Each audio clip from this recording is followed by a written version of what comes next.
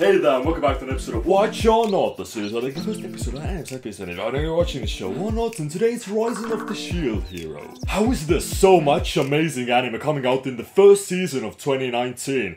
God damn! Like from the first 30 seconds, I knew that this was going to be something amazing. They didn't say a single word on screen, but the way they portrayed the world and showed the scale of it made it feel so grandiose. And wait. Is this an Isekai?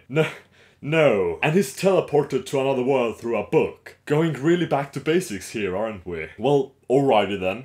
But the twist here is that our main character is an ordinary guy. And no, I don't mean ordinary by anime standards, like a person who is this shy, nice guy who has hidden power and is super smart. I mean actually ordinary. Somebody who isn't socially inept, a full NEET, but still likes to play video games and is just a tad introverted. Freaking finally, somebody actually relatable. And this show even bends the whole in another world genre. Since, okay, yeah, it does take place in a medieval world, kinda basic there, but the setup is far from bland. Instead of our main character being the chosen one, he's just one of the 4 chosen ones. And he is also the weakest of the bunch, so these are the other 3. This does make me feel like he has some kind of a hidden power that comes out later on, but it didn't seem that apparent from the first episode, so let's just wait and see. The plot is that he with 3 other humans are summoned to that world to save it from waves of demons that are going to be arriving soon. They already fought one wave off, but it was too much for them to handle again. So now, like a month in advance, they summoned our heroes who have time to prepare and level up. Because yeah, it's still a pretty basic game-based show. They have HUDs where they can see their level and powers, and all of them start from level 1. There is no way of returning to Earth unless they defeat the waves of demons or all 4 of them die.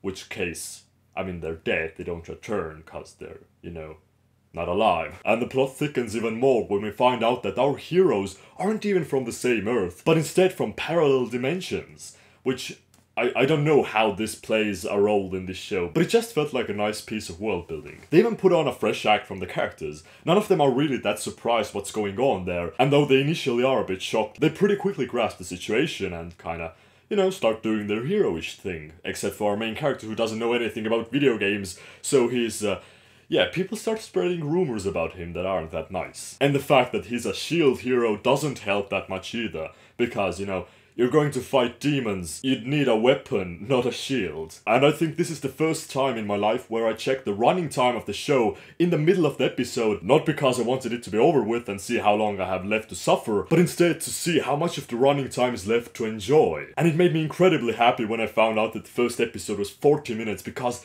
it didn't get boring even once. I just wanted to learn more about the story, the characters, the world, and I'm giving the show a watch. While there's nothing necessarily unique about it, it's so enthralling. It has a solid story and nice pacing, and the main character is actually more relatable than in any other isekai I've ever seen. I'm giddy like a little kid after watching the first episode. This is megalobox levels of excitement here that come only once a year, if even that often. And the second half of the episode makes everything so much better because of the drama that happens there. The challenges that he faced and had to go through made me sympathize so much more with him. And not because of the actual cause, but because of how fast they ostracized him. He's blamed for a crime that he didn't commit, and all the positive from the first half is reversed. And it just reminded me of this basic school mentality, where somebody would tell a lie about you, and it would spread through the school faster than you could stop it. And even if you had solid proof and could excuse yourself, there was just no way to fix it. So he just owned his crime and set out on an adventure. And I just need